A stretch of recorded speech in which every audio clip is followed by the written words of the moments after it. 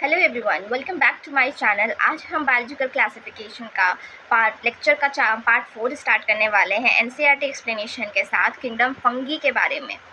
तो अगर आपको मेरी ये सीरीज़ अच्छी लग रही है तो प्लीज़ लाइक शेयर और सब्सक्राइब करना मत भूलिएगा।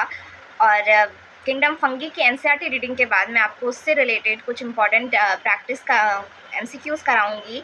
और अगर आपको मेरे प्रैक्टिस क्वेश्चंस अच्छे लग रहे हैं, मेरी टीचिंग स्किल्स अच्छी लग रही है तो प्लीज़ लाइक शेयर करना।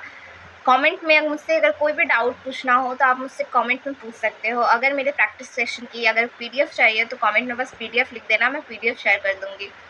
और बस ये चैप्टर ख़त्म ही होने वाला है 1-2 पार्ट में। उसके बाद मैं बायोलॉजिकल क्लासिफिकेशन का लास्ट 10 ईयर्स की पीवाईक्यू प्रैक्टिस कराऊंगी। तो इसीलिए सेशन को मिस बिल्कुल मत करना। बेल आइकन को ज़रूर हिट कर लेना सब्सक्राइब के बाद, ताकि आपके पास हर एक नोटिफिकेशन इंस्टेंट पहुंच जाए और आपकी कोई भी अपडेट्स मिस ना हो। तो चलिए शुरू करते हैं आज का हमारा लेक्चर। किंगडम फंगी को हम एनसीईआरटी स्टार्ट करते हैं।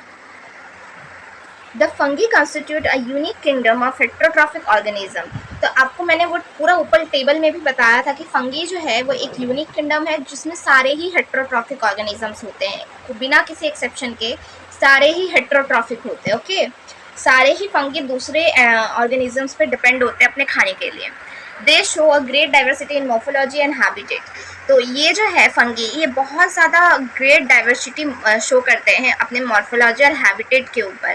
ठीक है, उनका जो मॉर्फोलॉजी है, मतलब मॉर्फोलॉजी मीन्स जो बाहर से एक्सटर्नल कैरेक्टर्स हमें दिखते हैं, तो वो मॉर्फोलॉजी और हैबिटेट के बेस पे उनका बहुत ज़्यादा ग्रेट डाइवर्सिटी है। ठीक है, you must have seen fungi on moist bread and rotten fruits. तुमने अपने घर में ब्रेड, मतलब मॉइस्ट ब्रेड में फंगस ग्रो करते हुए देखा होगा। वो ब्रेड में ग्रीन ग्रीन कलर का नहीं हो जाता है फंगस, जिसको मम्मी बोलती है कि ख़राब हो गया, तो वो एक्चुअल में फंगस होता है। ठीक है, जो मॉइस्ट ब्रेड के ऊपर लग जाता है। कुछ फल जब सड़ जाते हैं तो उस पर भी फंगस ग्रो होता है। फल का सड़ जाना मतलब क्या, फंगस का ग्रो होना। तो मॉइस्ट ब्रेड हो गया, रॉटन फ्रूट्स हो गया, उस सब में फंगस लग जाते हैं। The common mushroom you eat and toadstool are also fungi. तो जो मशरूम तुम खाते हो, ठीक है, जो मशरूम बहुत सारे लोग खाते होंगे, मशरूम, टोस्टूल, ये भी फंगी ही है। Sorry. White spots seen on mustard leaves are due to a parasitic fungus. जो मस्टर्ड लीव्स में, मतलब जो सरसों का पौधा अगर किसी ने देखा होगा, येलो येलो सरसों का खेत, ठीक है, तो सरसों का प्लांट अगर लीव्स अगर किसी ने देखा होगा ध्यान से, तो उसमें किसी मस्टर्ड लीव्स में वाइट कलर का स्पॉट पड़ जाता है, ऐसा वाइट कलर का स्पॉट पड़ जाता है। तो वो क्यों होता है? पैरासिटिक फंगस की वजह से। ठीक है, some unicellular fungi yeast are used to make bread and beer. देखो, फंगी जो है वो मल्टी सेलुलर है। मैंने तुम्हें बताया था कि मोनेरा यूनिसेलुलर है, प्रोटिस्टा यूनिसेलुलर, लेकिन उसके बाद सारे ही मल्टी सेलुलर हो जाते हैं। लेकिन फंगी में एक एक्सेप्शन है यूनिसेलुलर का। फंगी में भी सारे मल्टी सेलुलर होते हैं, लूज टिश्यू आ जाता है, टिश्यू लेवल पे हो जाता है फंगी, पर यहाँ पे एक यूनिसेलुलर फंगी मिलता है तुम्हें, ईस्ट। तो ये एक्सेप्शन याद रखना है कि यूनिसेलुलर फंगी ईस्ट होता है, और ईस्ट का क्या काम है? ब्रेड और बियर बनाना। Other fungi cause disease in plants and animal. और दूसरे फंगी प्लांट्स और एनिमल्स में डिसीज कॉज करते हैं। ठीक है, मतलब देखो, कुछ पैरासिटिक फंगस है जो मस्टर्ड लिप्स में तुम्हें वाइट स्पॉट के तौर पे दिखते हैं, और कुछ दूसरे ऐसे फंगी भी होते हैं जो प्लांट्स और एनिमल्स को डिजीज करते हैं, जैसे कि वीट रस्ट कॉजिंग पुसीना। पुसीना एक ऐसा फंगस है जो वीट में रस्ट करता है, गेहूं के पौधे में रस्टिंग फैला देता है। ठीक है, गेहूं के पौधे में रस्टिंग फैला देता है पुसीना। Okay, some are the source of antibiotic. कुछ फंगी एंटीबायोटिक का सोर्स होता है, जैसे कि पेनिसिलियम। पेनिसिलियम क्या है? फंगी से ही एक्सट्रैक्ट किया गया है। ठीक है, पेनिसिलियम को। Fungi are cosmopolitan and occur in air, water, soil and on animals and plants. तो फंगी जो है वो कॉस्मोपॉलिटन होता है। जैसे कि हमारा बैक्टीरिया कॉस्मोपॉलिटन है, हर जगह पाया जाता है, वैसे ही फंगी भी हमारा कॉस्मोपॉलिटन है, वो भी हर जगह पाया जाता है। Air, water, soil, animals, plants, इन सभी के ऊपर वो पाया जाता है।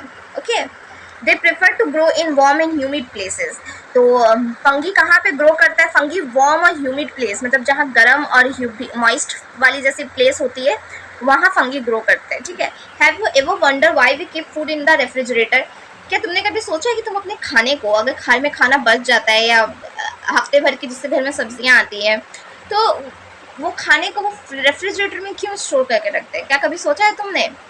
Yes, it is to prevent food from going bad due to bacterial or fungus infection. हम रेफ्रिजरेटर में इसीलिए रखते हैं क्योंकि ताकि फूड हमारा किसी बैक्टीरियल और फंगस इन्फेक्शन का शिकार ना हो जाए, मतलब कोई बैक्टीरिया या कोई फंगस हमारे खाने को अटैक ना कर दे, उसे उसमें ख़राब ना कर दे। ठीक है, इसीलिए हम अपने खाने को प्रिवेंट करने के लिए हम रेफ्रिजरेटर में स्टोर करते हैं।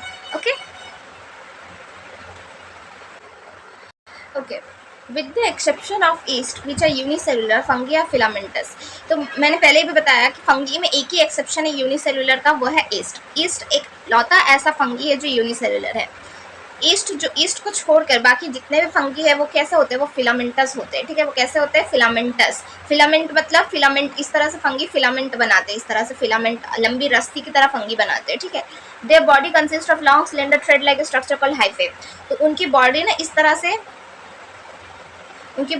तरह से long cylinder thread like structure होता है। ठीक है, long cylinder thread like structure होता है जिसका हाइफे बोलते हैं। इस तरह के स्ट्रक्चर को हम हाइफे बोलते हैं। ओके, अब network of hyphae, the network of hyphae is known as mycelium. अगर इसमें हम नेटवर्क ऑफ हाइफे अगर बोले, ठीक है, अगर हम इसमें नेटवर्क ऑफ हाइफे अगर बना दें, नेटवर्क मतलब बहुत सारा हाइफे का नेटवर्क अगर बना दें हम, ठीक है, बहुत सारा हाइफे का नेटवर्क अगर हम बना दें तो इसको हम माइसीलियम बोलेंगे। क्या बोलेंगे, माइसीलियम।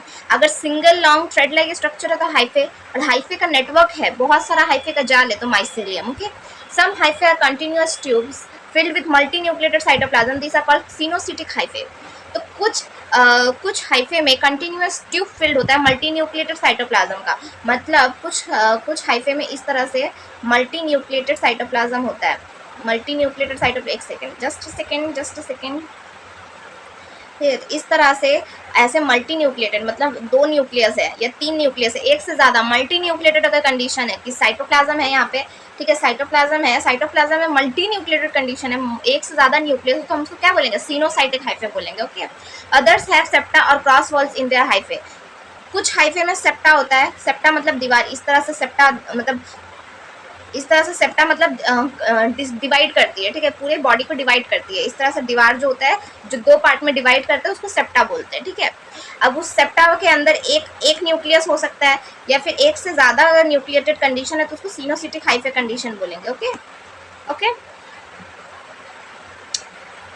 नेक्स्ट क्या है, the cell wall of fungi are compose of chitin and polysaccharide. अब फंगी का सेल वॉल किससे बना होता है, सबको पता है, काइटिन और पॉलीसेक्राइड, नाम और नाग, हेटेरोपॉलीमर सब्सटेंस काइटिन से बनता है, नाम और नाग दोनों के मिक्सचर से। Most fungi are heterotrophic and absorb soluble organic matter from dead substrates and hence are called saprophytes. तो मोस्ट फंगी जो है, most of the fungi heterotrophic होते हैं, तुम्हें पता है फंगी हेटेरोट्रॉपिक होता है, और हेटेरोट्रॉपिक होता है तो मतलब क्या, दूसरे से खाना अपना अब्जॉर्ब करेंगे, तो अब्जॉर्ब करते हैं क्या, सॉल्युबल ऑर्गेनिक मैटर, घुलने वाले ऑर्गेनिक मैटर को अब्जॉर्ब करते हैं डेड सब्सट्रेट से।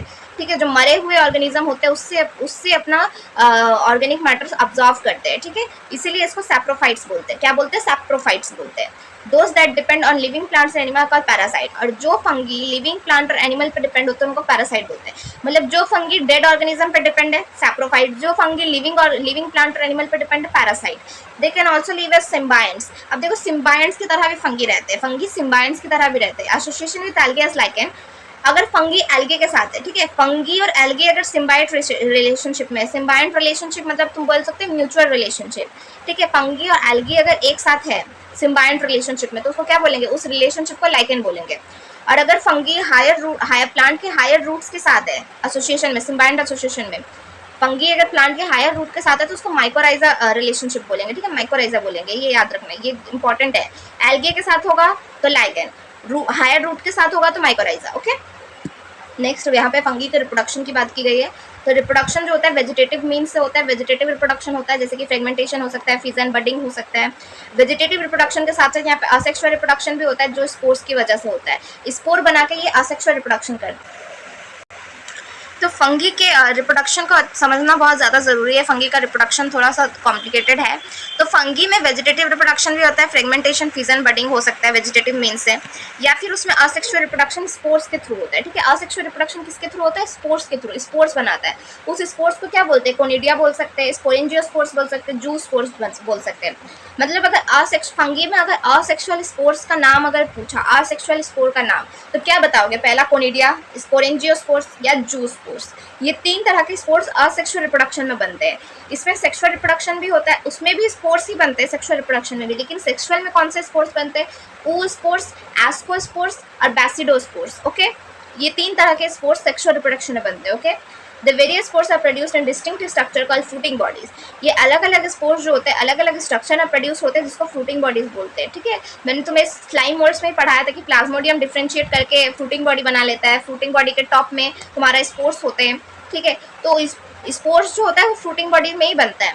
The sexual cycle involve 3 step. जो सेक्सुअल रिप्रोडक्शन होता है यहाँ पे, जिसमें oospore, ascospore, basidospores बनते हैं, ये सेक्सुअल रिप्रोडक्शन में 3 स्टेप होते हैं। कैसा 3 स्टेप होता है? पहले उसका प्रोटोप्लाज्म फ्यूज करेगा 2 मोटाइल और नॉन मोटाइल गैमेट। मतलब देखो, ये एक गैमेट है, ये दूसरा गैमेट है, ठीक है।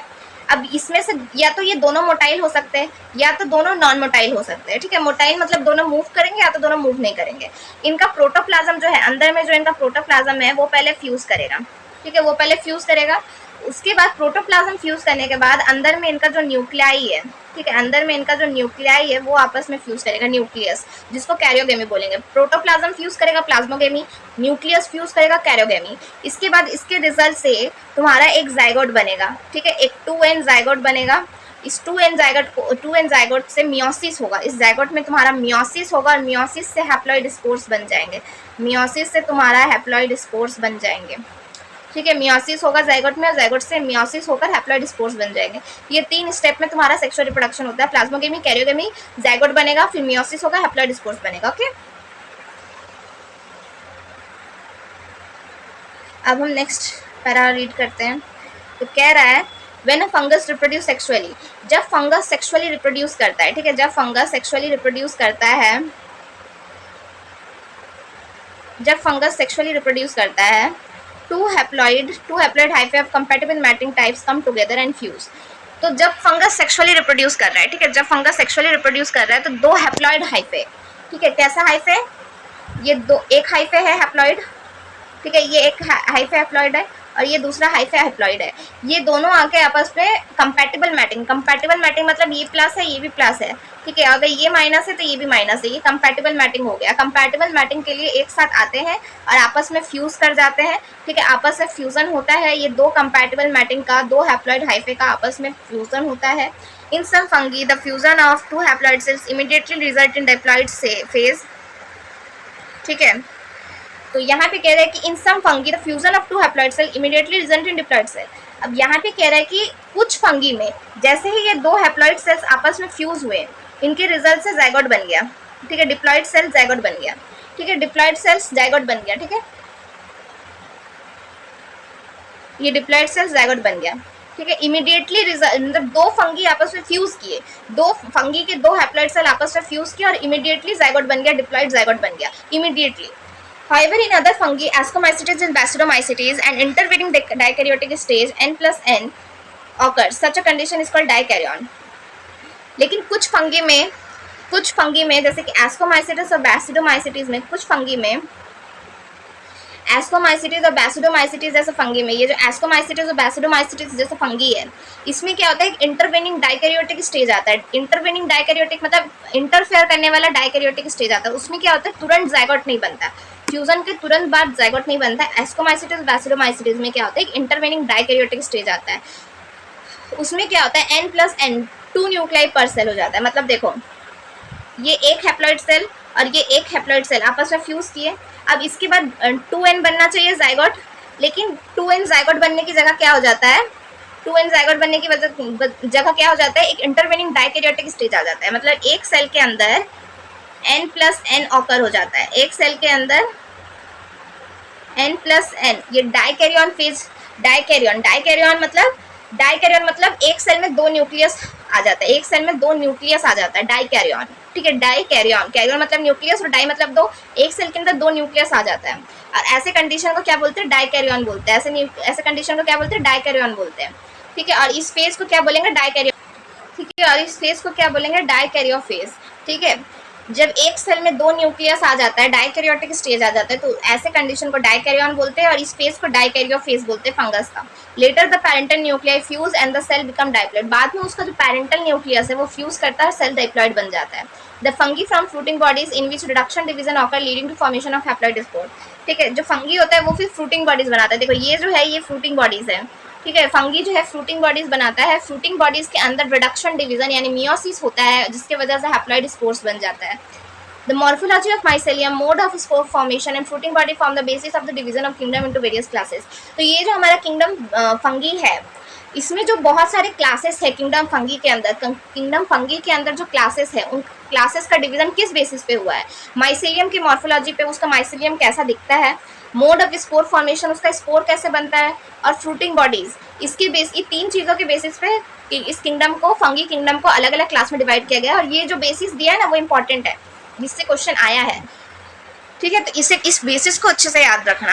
अब हम नेक्स्ट हम इसके अलग अलग क्लास को हम पढ़ेंगे, ठीक है, अलग अलग क्लास को डिटेल में एक्सप्लेन करेंगे।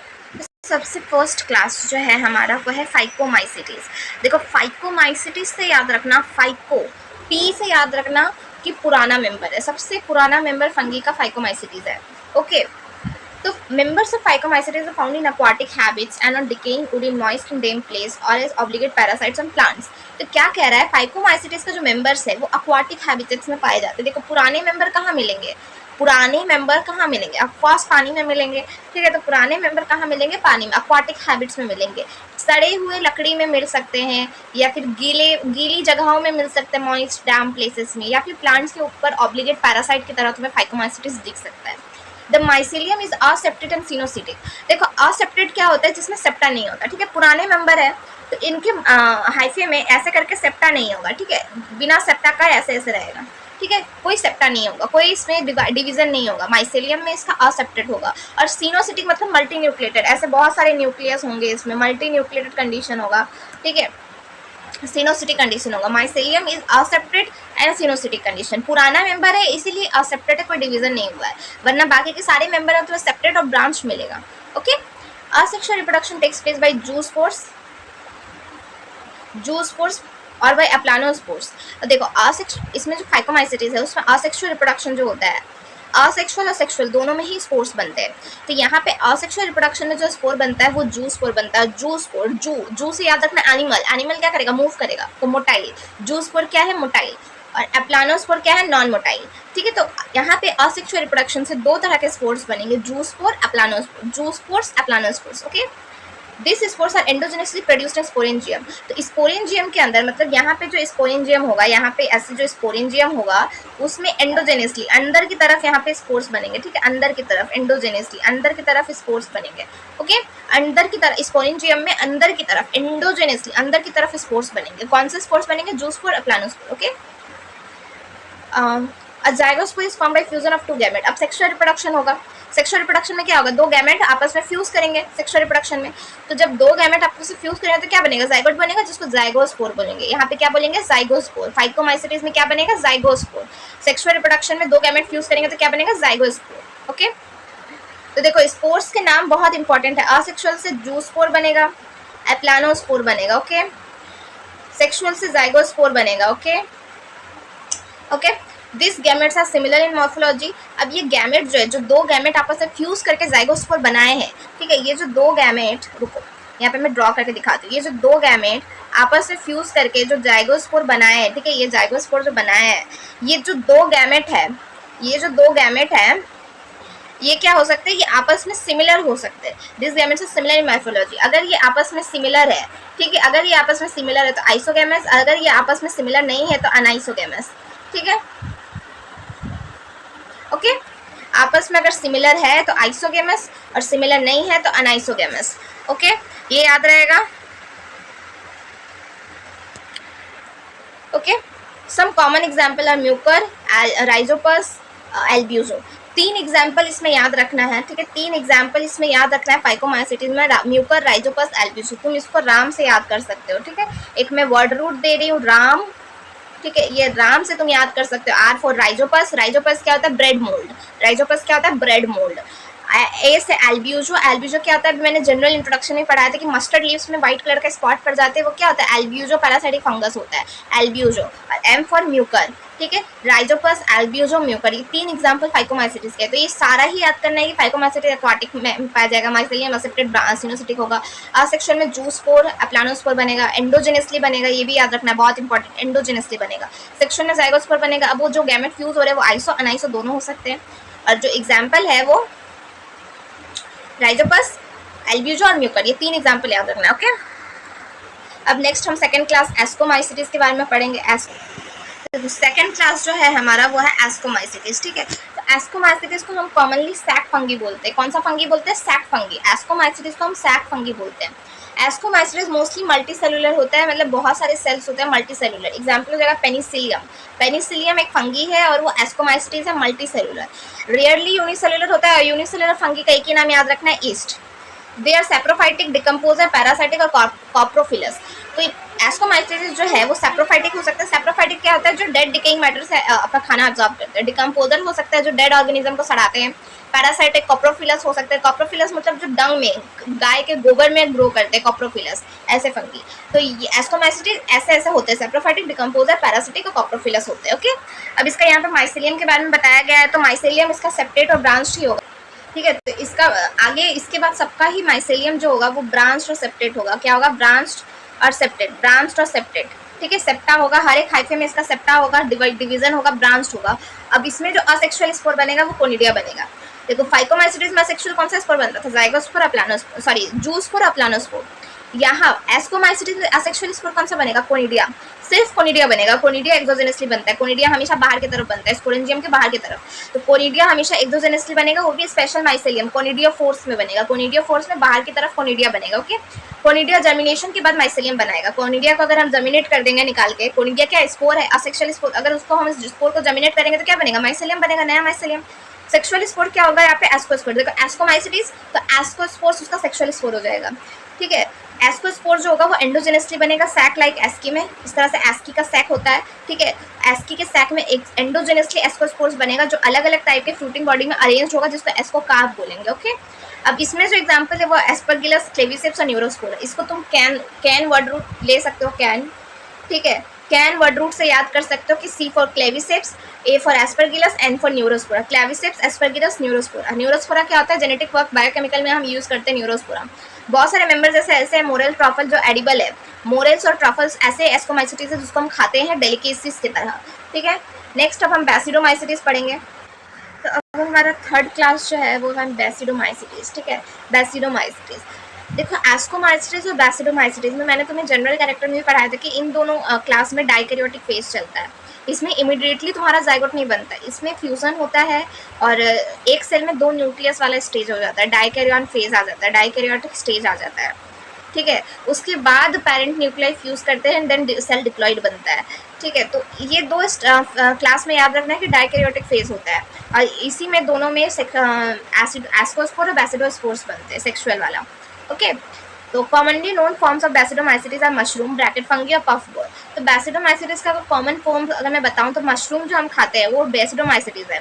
ब्रैकेट फंगी, पफ बॉल, ये सब बैसिडोमाइसिटिस है। They grow in soil on logs and tree stumps and in living plant body as parasites. तो बैसिडोमाइसिटिस में भी soil, logs, tree stumps, plant bodies के ऊपर ही ग्रो करते हैं पैरासाइट की तरह। रस्ट और स्मर्ट जो है बैसिडोमाइसिटिस ही है, रस्ट और स्मर्ट। जैसे मैंने वहाँ पे तुम्हें बताया था वीट रस्ट, पुसीना, ठीक है। The mycelium is branch and separate. अब माइसेलियम तो सबका ब्रांच और सेपरेट ही होगा। असेक्सुअल स्पोर्स जो यहाँ पे बनता है वो यहाँ पे बनता ही नहीं है, नॉट फाउंड। बैसिडोमाइसिटिस में असेक्सुअल स्पोर्स नहीं बनते। फाइको में जूस्पोर, अप्लानोस्पोर था। एस्को में तुम्हारा कोनिडिया था। अब बैसिडो में एसेक्सुअल स्पोर बनता ही नहीं है। मैं तुम्हें एक चीज़ सजेस्ट करूंगी कि अगर हो सके मेरी एनसीईआरटी रीडिंग के बाद एक बार तुम खुद से रीड करना और अपनी रीडिंग के बेसिस पे ये चारों जो क्लास मैं भी पढ़ाऊंगी फंगी का, उसका एक टेबल बना लेना किसमें क्या है नहीं है, और अच्छे से एक अलग से मतलब एक टेबल में सबको सारे कैरेक्टर्स लिख लेना, तो याद करने में, रिविजन करने में तुम्हें आसानी होगी, ठीक है। तो इसमें असेक्सुअल स्पोर्स नहीं पाए जाते, पर वेजिटेटिव रिप्रोडक्शन फ्रेगमेंटेशन होता है। सेक्स ऑर्गन्स भी एब्सेंट होते हैं। सेक्स ऑर्गन पर प्लाज्मोग्रामी जो होता है वो 2 वेजिटेटिव और सोमैटिक सेल्स जो होते हैं, 2 वेजिटेटिव या सोमैटिक सेल्स अलग अलग स्ट्रेन के, अलग अलग जीनोटाइप, मतलब एक प्लस एक माइनस, अलग अलग स्ट्रेन के आते हैं और फ्यूज करते हैं, ठीक है। प्लाज्मोगेमी होता है, सेक्स ऑर्गन नहीं होता। प्लाज्मोगेमी तो होता है। तो रिजल्टेंट स्ट्रक्चर जो होता है वो डाइकैरियोटिक होता है, जो अल्टीमेटली एक बैसिडियम को राइज कर देता है। डाइकैरियोटिक जो स्ट्रक्चर डाइकैरियोटिक बनता है एक सेल में 2 न्यूक्लियस वाला, वो अल्टीमेटली एक बैसिडियम को बना देता है। Karyogamy and meiosis take place in the basidium producing 4 basidiospores. अब जो बैसिडियम बना उसी बैसिडियम के अंदर कैरियोगेमी और तुम्हारा मियोसिस होगा और फिर 4 बैसिडोस्पोर्स बनेंगे मियोसिस के बाद। बैसिडोस्पोर्स जो होता है वो एक्सोजेनसली बनता है। देखो कोनिडिया तुम्हारा एक्सोजेनसली बन रहा था, बैसिडोस्पोर्स तुम्हारा एक्सोजेनसली बन रहा है, ओके।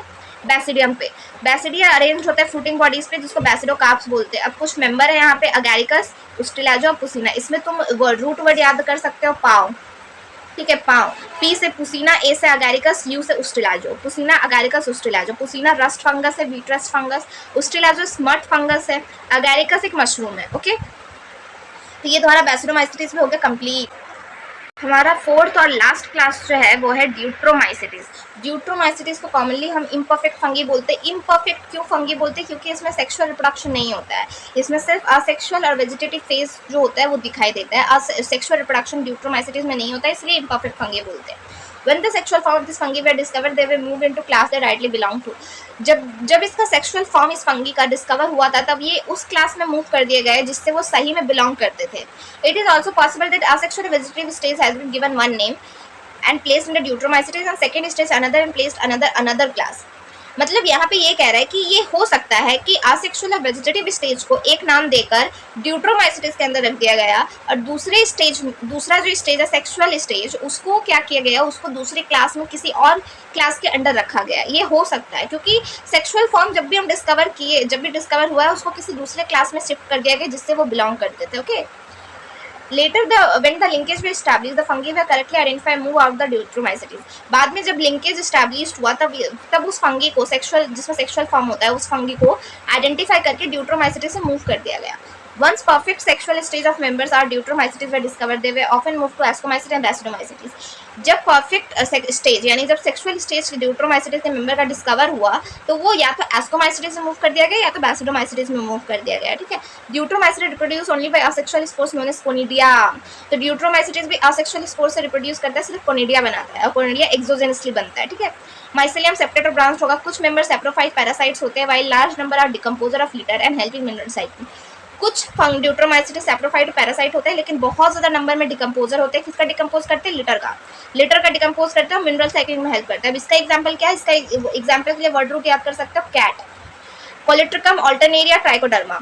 ठीक है, ऑल्टरनेरिया ट्राइकोडर्मा, कोलेट्रिकम ऑल्टरनेरिया ट्राइकोडर्मा। ठीक है, कोलेट्रिकम ऑल्टरनेरिया ट्राइकोडर्मा। ठीक है, ये कैट वर्ड रूट से तुम ये याद कर सकते हो। तो ये मैंने पूरा ड्यूट्रोमाइसिटिस भी तुम्हारा कंप्लीट करा दिया है। ठीक है, उसके बाद ये जो तुम्हारा प्लांट किंगडम का एक पैराग्राफ है और ये जो एनिमल किंगडम का एक पैराग्राफ है, इसमें ज़्यादा कुछ लिखा नहीं हुआ है, ये तुम खुद से भी पढ़कर समझ सकते हो। नॉर्मली बस इसके बारे में बताया गया है कि एनिमल्स हेटरोट्रॉफ होते हैं, मल्टी सेलुलर होता है, सेल वॉल नहीं होता है, अपना खाना होलोजोइक मोड से करते हैं, उसमें कुछ मैकेनिज्म्स होते हैं, लोकोमोशंस होता है, ये सब होता है। प्लांट किंगडम में भी यही सब कुछ बताया गया। यूकैरियोटिक होते हैं, क्लोरोफिल होता है, इंसेक्टिवोरस प्लांट्स होता है, पार्शियल हेटरोट्रॉफिक होते हैं। ठीक है, कुछ एग्जाम्पल दिया गया है, क्लोरोप्लास्ट, सेलुलोज का सेल वॉल, ये सब कुछ दिया गया है। यहाँ पे ऑल्टरनेशन ऑफ जनरेशन भी दिया गया है प्लांट में, ऑल्टरनेशन ऑफ जनरेशन। ठीक है, लाइफ साइकिल दिया गया है। ये तुम खुद से पढ़ के थोड़ा सा समझ सकते हो। बाकी मैं प्लांट किंगडम और एनिमल किंगडम में इसको डिटेल में पढ़ाऊंगी, मैं यहाँ इसे नहीं पढ़ा रही। अब नेक्स्ट पार्ट जो तुम्हारा आएगा वो नेक्स्ट पार्ट में हम वायरस, वायरोइड, प्रायन्स और लाइकेंस जो है हमारा लास्ट टॉपिक, हम उसे कवर करेंगे। ठीक है, और वो हमारा लास्ट पार्ट होगा, पार्ट 5। ओके, उस पार्ट में हम वायरस के पोर्शन को कंप्लीट करेंगे। बाकी नेक्स्ट चैप्टर जब मैं कराऊंगी प्लांट किंगडम और एनिमल किंगडम, उसमें हम प्लांट और एनिमल को डिटेल में पढ़ेंगे। और अगर तुम कहोगे तो मैं ये पैराग्राफ उसी किंगडम में ही पढ़ा दूंगी। तो अगर तुम्हें पढ़ना होगा मुझसे तो कमेंट करके बता देना। ओके, अभी मैं तुम्हें फंगी किंगडम से रिलेटेड कुछ इंपॉर्टेंट MCQs प्रैक्टिस कराने लेके चलती हूँ। ओके, तो चलिए स्टार्ट करते हैं। हम कुछ प्रैक्टिस करते हैं क्वेश्चंस की। तुम्हें मैं बताती हूँ कि कैसे क्वेश्चंस तुमसे पूछे जा सकते हैं एग्जाम में। ये देखो, ये कोई प्रैक्टिस मतलब ये कोई मैं तुम्हारा टेस्ट नहीं ले रही, ये प्रैक्टिस सेशन है। मैं तुम्हें क्वेश्चन दिखाऊंगी, कैसे क्वेश्चन आते हैं, कि तुम्हारा आंसर मैं बता दूंगी।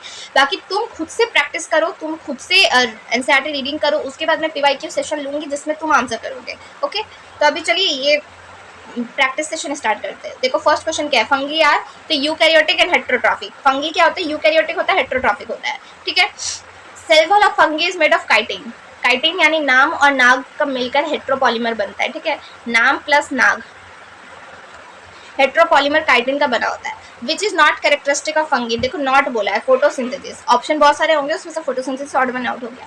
Fungi store food as glycogen. Fungi glycogen के फॉर्म में खाना स्टोर करता है। ईस्ट क्या है? ईस्ट यूनिसेलुलर फंगस है, एकमात्र। माइसेलियम क्या है? Network of hyphae. Accepted hyphae found in phycomycetes. देखो असेप्टेड जो है वो सिर्फ पुराने फंगी फाइकोमाइसिटिस में मिलता है। डाइकैरियोटिक फेज किस में मिलता है? अस्को और बैसिडो में। Okay, conidia produce by ascomycetes. Ascomycetes से कोनिडिया बनता है। ठीक है, ओके नेक्स्ट चलते हैं।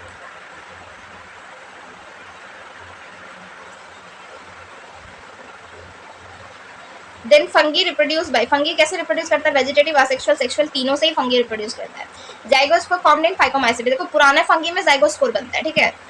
पेनिसिलियम बिलोंग्स टू एस्कोमाइसीट्स, ये याद रखना है, एस्कोमाइसीट्स में पेनिसिलियम बिलोंग करता है, okay. Agaricus belong to Agaricus, basidiomycetes में बिलोंग करता है। उस्टिला जो पैरासिटिक फंगस है, स्मार्ट रस्ट, ठीक है। एफ्लाटॉक्सिन्स, एस्परगिलस प्रोड्यूस करता है। Lichen symbiotic association of algae and fungal, algae और फंगी एक साथ होता है तो लाइकेंस होता है। Fungal partner in lichens is mycobiont, lichens में जो फंगी पार्टनर होता है, फंगी पार्टनर को माइकोबाइंड बोलते हैं। एल्गी पार्टनर को एल्गी पार्टनर को क्या बोलते हैं वो तुम मुझे बताओगे, ठीक है। फंगी पार्टनर को माइकोबाइंड बोलते हैं, ठीक है। Fungi with non septate coenocytic hyphae is Rhizopus, non septate जिसमें सेप्टा नहीं होता है, सिनोसिटिक हाइफे कौन होगा, राइजोपस, ठीक है। राइजोपस मतलब फाइकोमाइसीट्स, फाइकोमाइसीट्स मैंने नाम याद कराया था ना, राइजोपस, एल्ब्यूजम, म्यूकर, ये तीनों ही नॉन सेप्टेड सिनोसिटिक हाइफे का कंडीशन है, ओके। नेक्स्ट चलते हैं, यस। क्लेविसिप्स कॉज, क्लेविसिप्स जो होता है वो एर्गोट डिसीज कॉज करता है, ठीक है। ये तुम छोड़ भी सकते हो, ergot disease. Alternaria reproduce through conidia, Alternaria conidia से रिप्रोड्यूस करता है। कॉमन ब्रेड मोल्ड जो होता है राइजोपस होता है। न्यूरोस्पोरा जेनेटिक में यूज करते हैं। पुसीना रस्ट, वीट रस्ट होता है। एडिबल फंगस, एडिबल फंगस तुम्हारा एगेरिकस हो जाएगा। Ascus found in ascomycetes, basidium is characteristics of basidiomycetes. Mycorrhiza जो होता है फंगी रूट सिम्बायोसिस होता है, मतलब फंगी और हायर रूट जब एक साथ होते हैं तो उसको माइकोराइजा एसोसिएशन बोलते हैं। नेक्स्ट चलो, विच फंगस फॉर्म माइकोराइजा, कौन सा फंगस माइकोराइजा बनाता है, तो ग्लोमस, ग्लोमस फंगस माइकोराइजा बनाता है। Which phylum is called sac fungi, ascomycetes, ascomycetes को सैक फंगी बोलते हैं। क्लब फंगी बैसिडोमाइसीट्स को बोलते हैं, बैसिडोमाइसीट्स को क्लब फंगी बोलते हैं, एस्कोमाइसीट्स को सैक फंगी बोलते हैं। Sporangia found in Rhizopus, Rhizopus में स्पोरेंजिया मिलता है। सेप्टेड हाइफा जो होता है एस्कोमाइसीट्स में मिलता है, सेप्टेड हाइफा। वैसे सेप्टेड, असेप्टेड, नॉन सेप्टेड सिर्फ फाइकोमाइसीट्स होता है, बाकी सारा ही सेप्टेड हाइफा होता है, okay.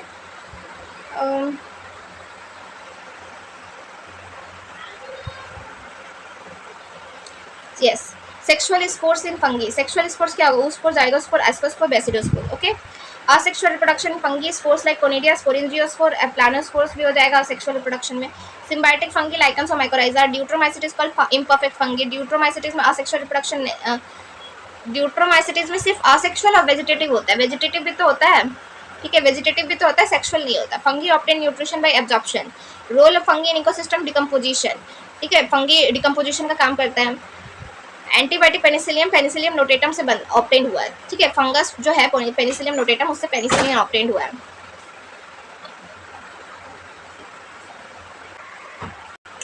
Beach group include smut and rust, smut और रस्ट जो होता है बैसिडोमाइसीट्स में है, ठीक है, स्मर्ट और रस्ट दोनों ही बैसिडोमाइसीट्स में है। ये सारे एग्जाम्पल को बहुत अच्छे से रट के जाने होंगे, ठीक है, क्योंकि एग्जाम्पल से बहुत सारे क्वेश्चन पूछते हैं।